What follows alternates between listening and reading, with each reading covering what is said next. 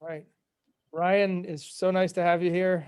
I know we've met before on the Enable Disabled podcast, but today we're going to be talking in depth about your work as a realtor, your educational mission, and your mission to help make more housing accessible down here in South Florida.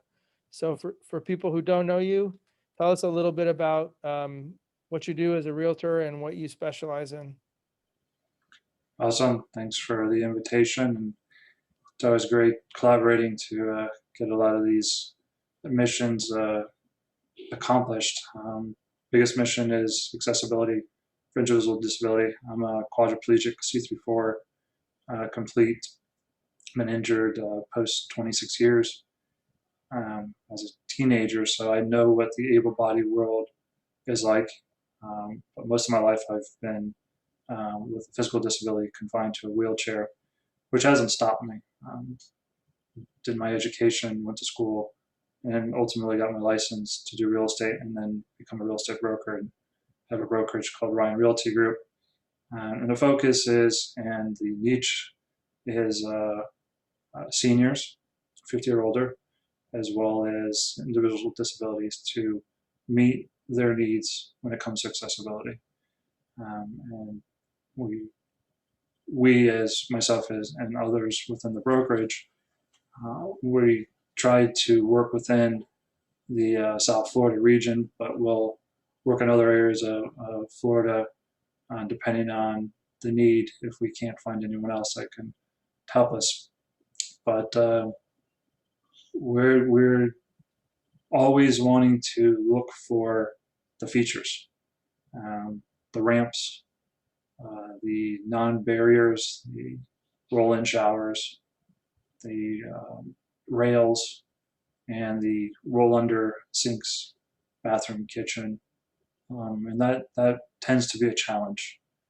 Okay, can we let's break those down. Let's break those down individually so that people who are watching this understand what each one is. Obviously, ramps pretty easy to understand. Instead of using steps or in addition to the steps, ramps are an important way to access the home, obviously, for somebody who uses a wheelchair. Um, go ahead, please. Right, so you always want to have two areas of entrance and exit, at least. Certainly, you have to have one, but it's finding those also areas that you can create a exit, emergency exit for that matter, for an individual. And sometimes that could be the garage, it could be a back patio, it could be even a side garage door. So that's looking for those, but minimal ramp wise. And then if there's not a ramp, for someone that's willing to pay for the that feature, is to make sure that there's enough room and how to make that ramp work within where that front door is, where the driveway is, or where the two where they connect. And it could be concrete poured, or it could be in aluminum or wood, depending on the budget as well as depending on how the the individual desires the aesthetic of that ramp. And sometimes association requires them to be the same color as the driveway.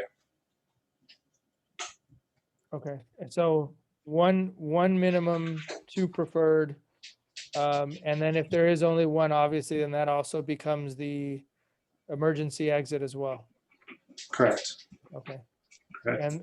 And then you were also talking about the roll-in showers. So most people think of that as a shower where there's no barrier between the bathroom floor and the shower. There's nothing to prevent a wheelchair from rolling in with the biggest kind of with ease without any kind of effort, correct?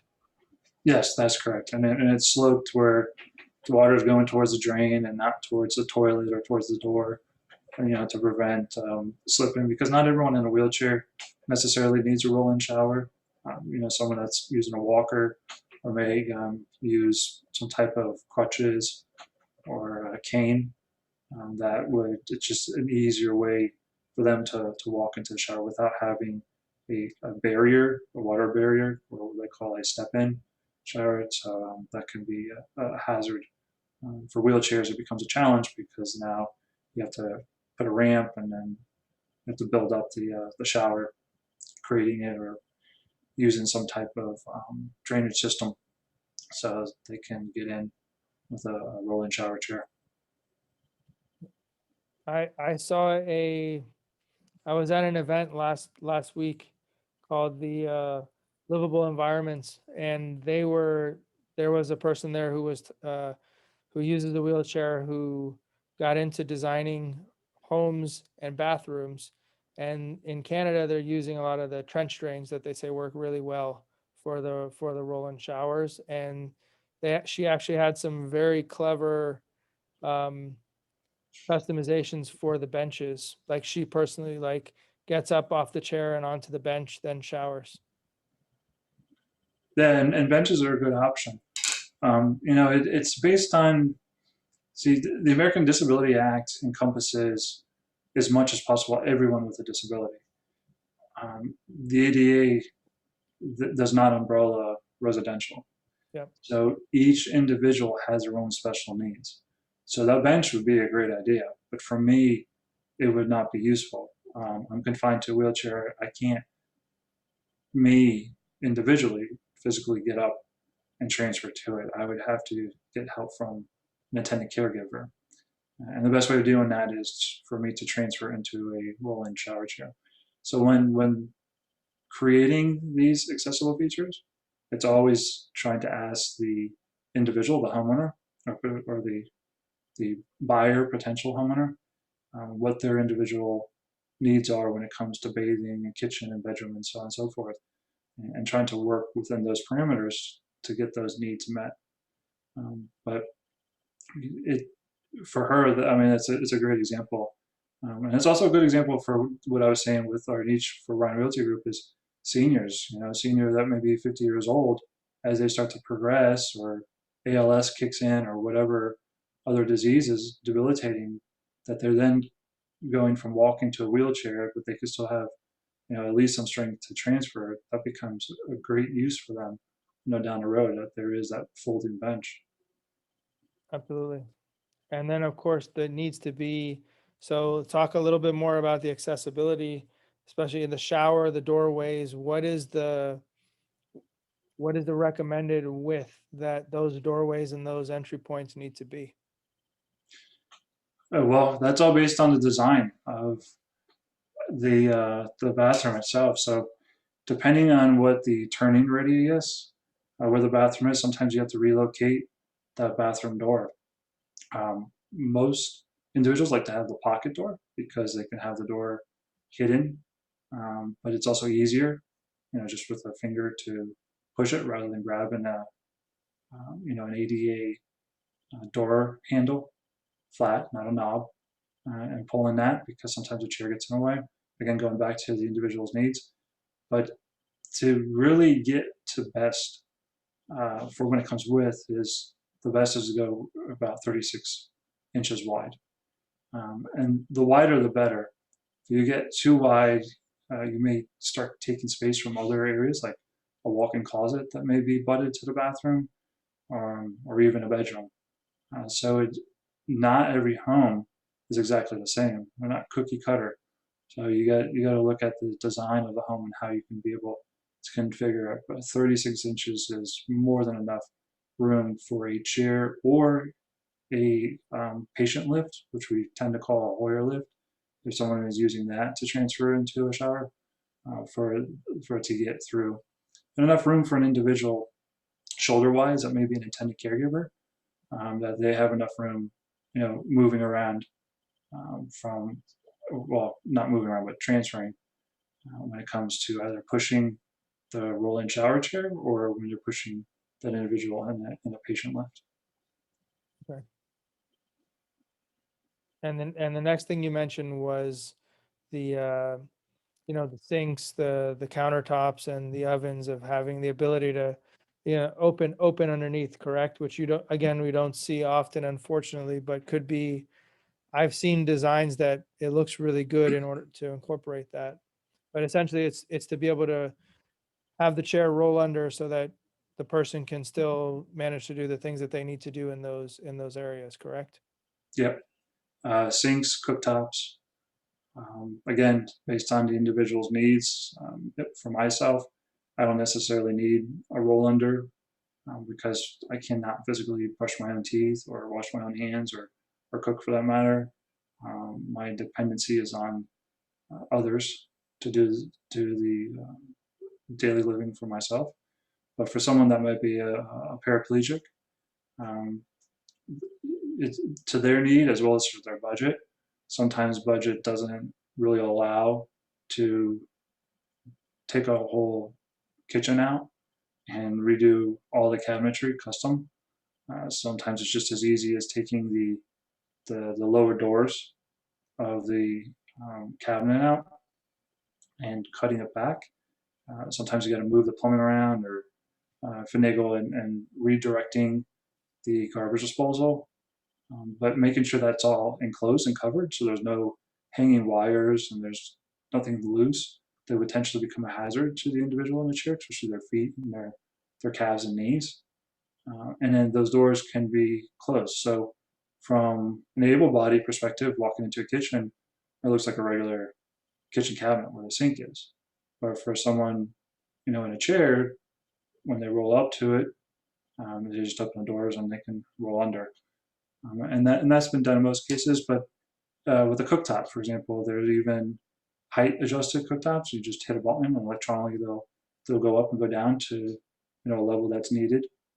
Um, but that's also based on budget as well, for that homeowner, the potential homeowner, the buyer.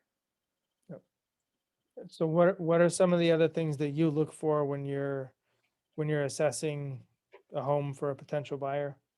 Space, space, and where rooms are located. When you have older model homes, older, I don't mean as anything older than today's present day, 2021. Older is meaning older than when ADA and building code uh, began to change, which is early to mid 90s, 1990s. That you get homes that have very narrow hallways. Rooms are very close. Turning radius is almost impossible on turning radius. Turning radius meaning that you can do a full 360. It's usually a straight shot, and you got to go to another room and turn back around because of narrow hallways.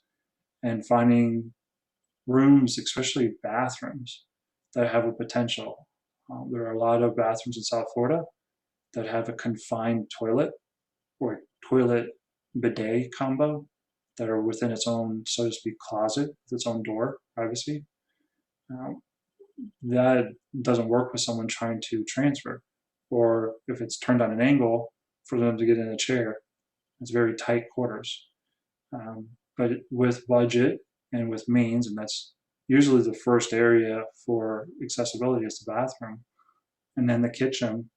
But when it comes to that example that I'm giving you, is taking the walls down, relocating the toilet, making sure the toilet gets into a corner so you have the grab bars behind the toilet on the side. It's for safety and transfer. But you have more space, especially with the example that I said with the roll-in shower chair, as well as with a patient lift. It gives a lot more turning radius. And the same thing with the kitchen, coming from the front door and the garage area, you need to have, you can't just have tight 90 degrees. You have to have enough turning radius for long base wheelchairs, not very short base wheelchairs, which tends to be where the minimum of the ADA standards are, which is used a lot in measurements as the starting point and the foundation. When using measurements, like I just mentioned, for like the doorway, or there's for every inch in height on a step to a front door or a garage door, interior garage door that leads into the garage. The rule is for every inch to have 12 inches in length. Sometimes it doesn't work with someone that has a very long base wheelchair or even a ventilator on the back of their wheelchair. You have to make that 12 inches into 18 inches or 24 inches for every inch in height. So there's a longer pitch. And then for someone that has really bad shoulders or bad rotator cuffs that's pushing themselves in a manual wheelchair, that 1 to 12 could be best if it was 1 to 24. So now that pitch is a lot less, and it's been a lot less strain on their shoulders and their rotator cuffs. Got it. How are you seeing any improvements in the homes that are being built today or that have been built, a lot more recently? Yeah, well, there's a plus and there's a minus to some of the newer homes, especially down here in South Florida. Um, they're being built with more open concept, so more space is provided. The bathrooms have, in most cases, I shouldn't say most cases, in some cases, I wish it was most cases, but in some cases, it's universal design concepts, especially here in South Florida, with the senior. The 55 older new model homes are now becoming more universal design concepts and open concept. So that's great.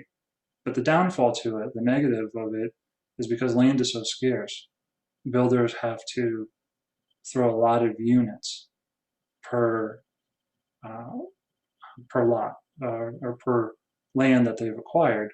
So there's more townhomes being built. There's more two-story homes that are being built. Um, but they're also coming up with ideas to have two master bedrooms, where one is on the ground floor and one is on the second floor. It's great in thought, and most like that. But what it doesn't help is if that individual has kids and the kids are upstairs when they're downstairs. So it becomes a little bit of isolation and separation from the family unit. But because land is so expensive these days, for the return for the builders, they're basically forced to put a lot of homes into that multi-story concept. How expensive are the wheelchair lifts that can take you up those stairs? Acorn is one of the biggest manufacturers. Um, it ranges. It ranges in height and how many turns there are.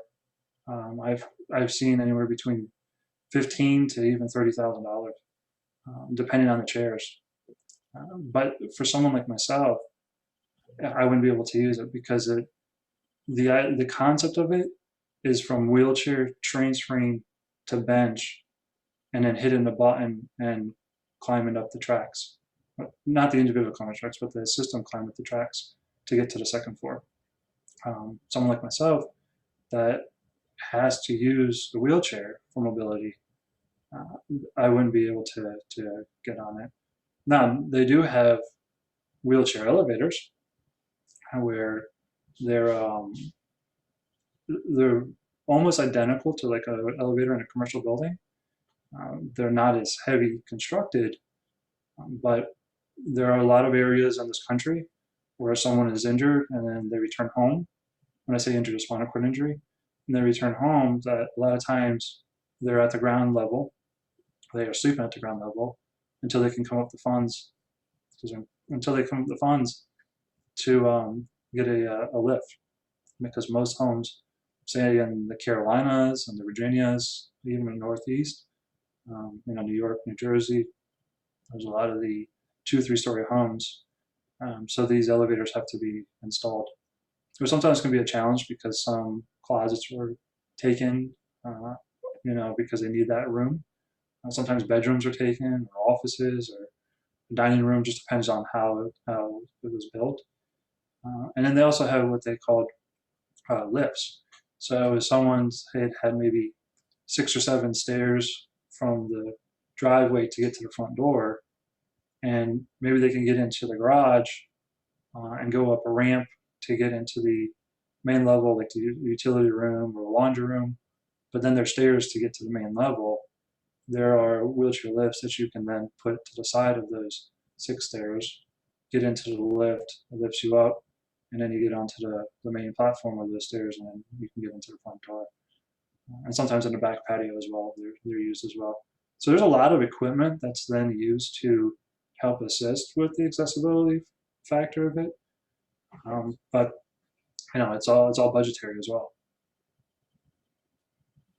It's good. It's good at least that you're seeing a general trend towards more thought and more attention towards universal design. Now let's talk a little bit about universal design. So again, for people that don't know, the concept of universal design is that if you design ahead of time with more people in mind, it benefits everybody in that space. So you're not just thinking of, look, aesthetics are always important, but you're not just thinking about aesthetics. You're thinking about wellness. You're thinking about accessibility. You're thinking about usability. Um, and you're thinking about uh, visitability is what I heard them say. So for example, even if you're not going to make your whole home accessible for people with disabilities, at least make the first floor accessible so that somebody like myself, somebody like yourself, somebody who uses a wheelchair can go into your home, have fun, hang out, your friends, use the bathroom and feel comfortable in the space. Correct. The So best way I like to say it is universal design equals all abilities, where everyone has the equal access to that room, to that bathroom, to that shower. yeah, what else do you think?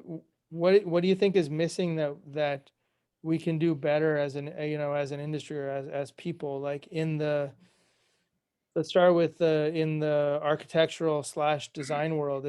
You think it's more education, more understanding, so that the architect and designer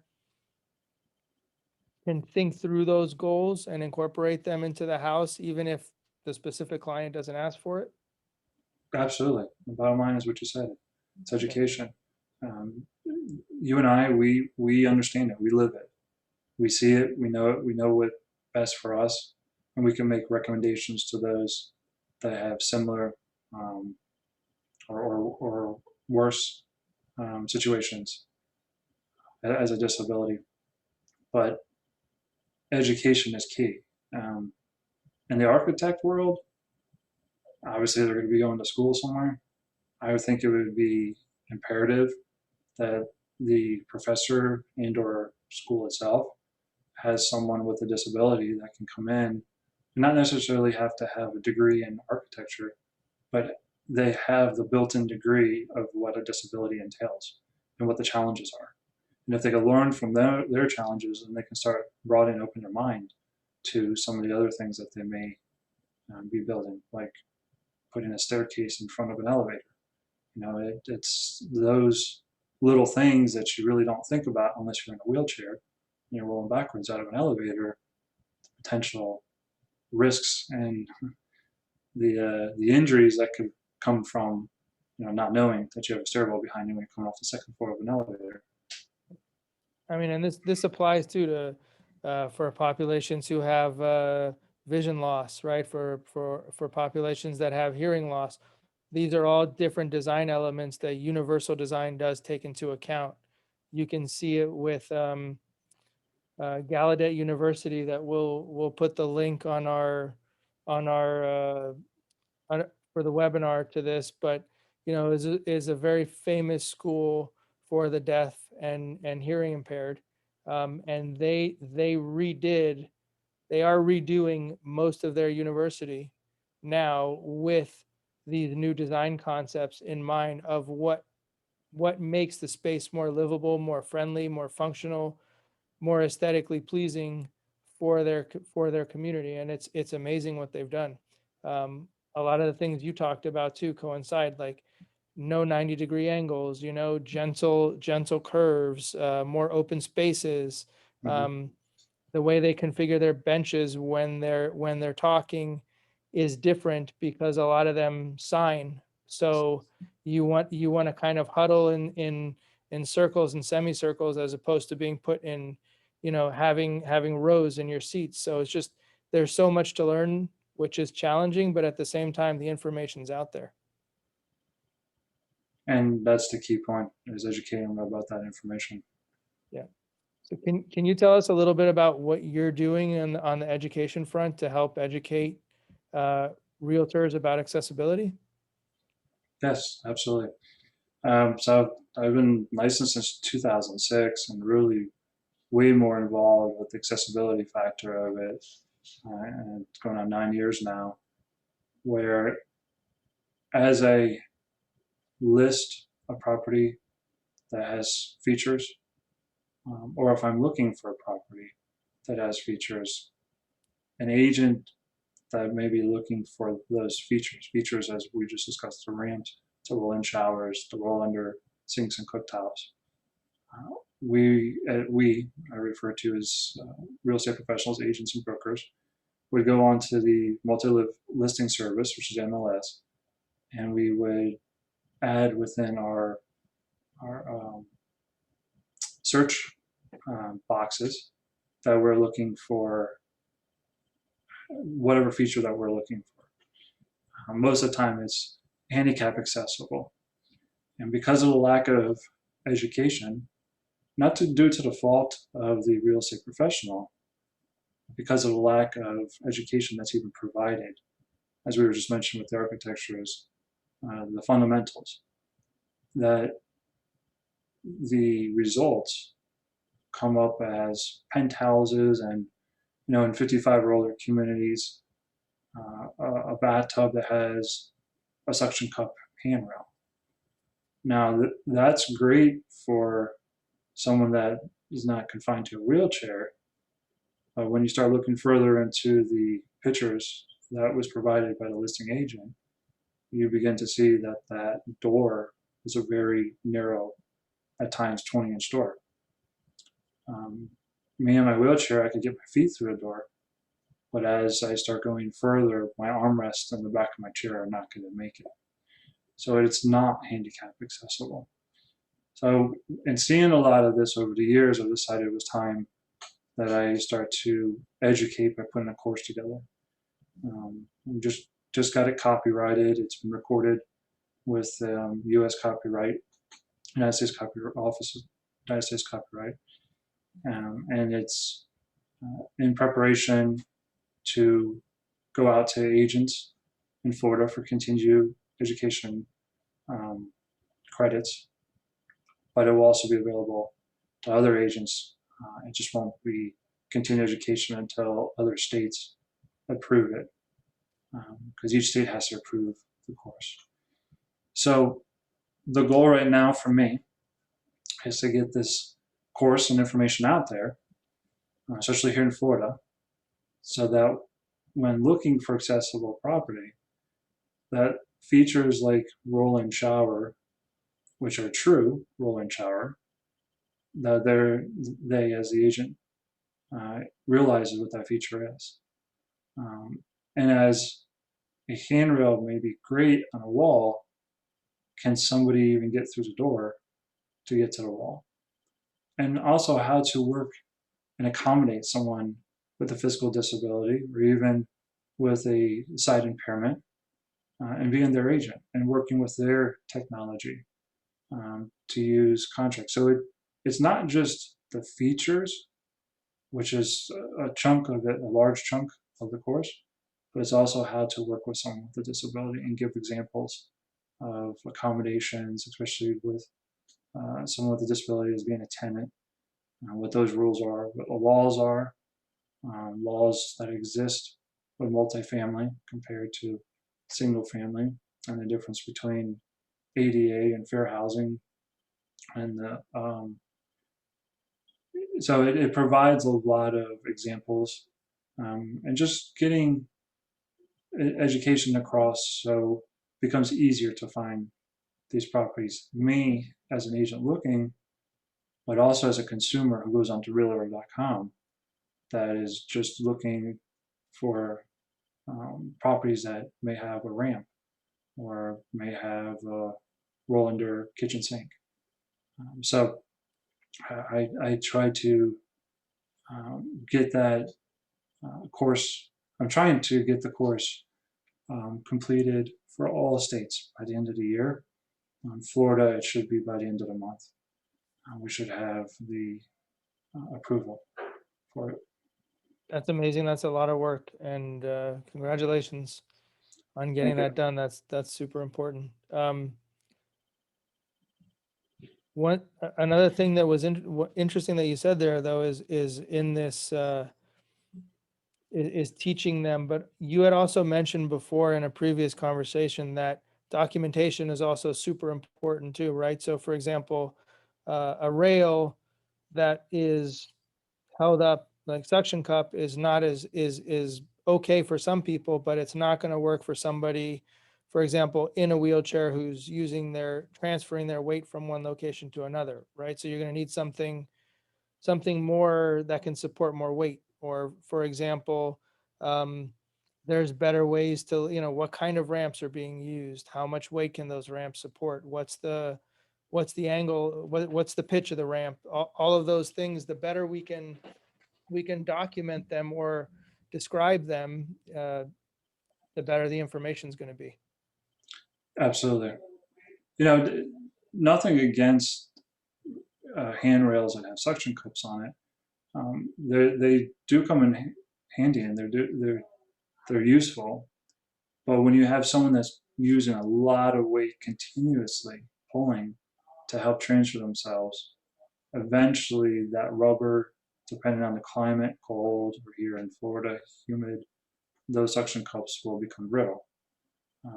The best way is having it anchored into the wall, not into the drywall, into the 2x4 or 4x6 or whatever that might be there. Have it anchored directly into that, so it becomes a lot more sturdier and a lot more safer. That's a whole architectural part. That's a general contractor level.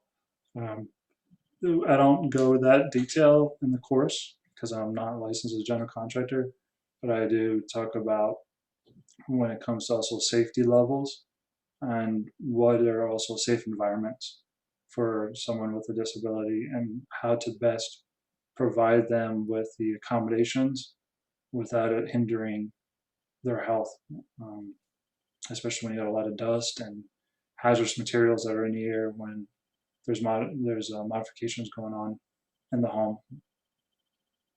But when you're doing an inspection in a home as a realtor, um, for a client, and let's say there are uh, handrails in the bathroom, how do you verify uh, that that's going to be safe for that person? Because maybe they did anchor them to the drywall, or maybe they didn't do what they say they were going to do. So is there like, again, the better they document what they do in the first place, uh, the less of a chance of safety issues coming up later, right?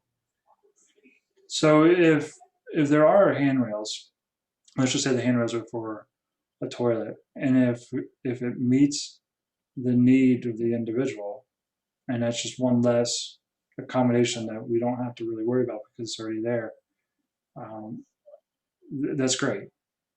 To your question, I am the one that has expertise of finding the property, looking for it, and knowing when it comes to space and turning radius of what's going to work. First, I look for it on the internet. Then I also use a drive-by, or I use Google Street View because sometimes you can't get into a gated community in Google Street View to make sure that there's not 20 stairs to get up to the front door, um, and figure out what my entrance will be and showing. But I go there with the buyer. Sometimes I go there prior just to make sure that it's going to work because I don't want to drag them there, especially after the onset of an injury. But I don't want to waste their time to bring them to somewhere that's just not going to work because sometimes all the pictures aren't there. But to answer your question is, I don't make that final determination if it's strong enough for the individual.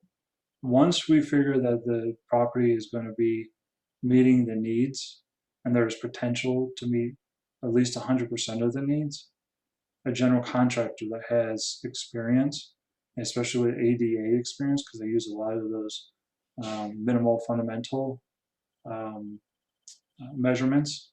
And when it comes to the commercial aspect, the public aspect of ADA, they are the ones that will look to see if things were done correctly and done to code.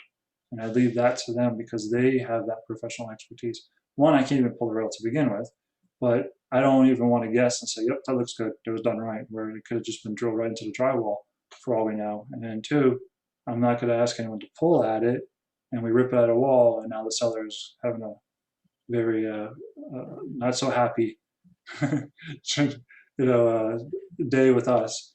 So before the property is even purchased, the general contractor then comes to, with the permission of the seller and the listing agent, comes to the property to give basically an evaluation. And we go over what the need of that individual is to see if it works for that individual. And ultimately, the bottom line is the cost, what the cost is going to be. Got it. Okay, that makes sense. That makes sense. What else would you like to, as we're kind of starting to wrap up here, what are like the big, anything that we missed here, like key points that you wanted to talk about that we should in this webinar in terms of accessibility, universal design, and as it pertains to your practice? And I'll just repeat it, and I've said it a couple times, is each individual is going to have their own needs.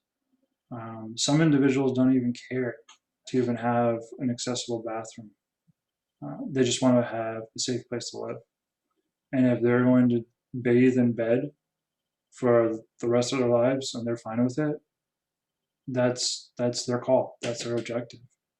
And my point is finding the individual needs and being able to provide or have at least a stage where there's potential to provide the needs. Hence, the general contractor being the one that typically will say this is going to work or not work. But the bottom line of accessibility is that we may all be in wheelchairs, but if each of us have our own specific needs that we want to have met. We all want something. I want to live on the ocean. I want to have, no hurricanes. I want my house to face east and not west. But those are wants. And if we can get rid of some of the wants and still meet the safety and the needs of the individual, then we've done a good job in providing the accessibility and universal design. Very well said. Very well said. So I want to thank you for the time, for the intelligent conversation, and for the really helpful information, Ryan. It's always a pleasure. You as well, Gustavo.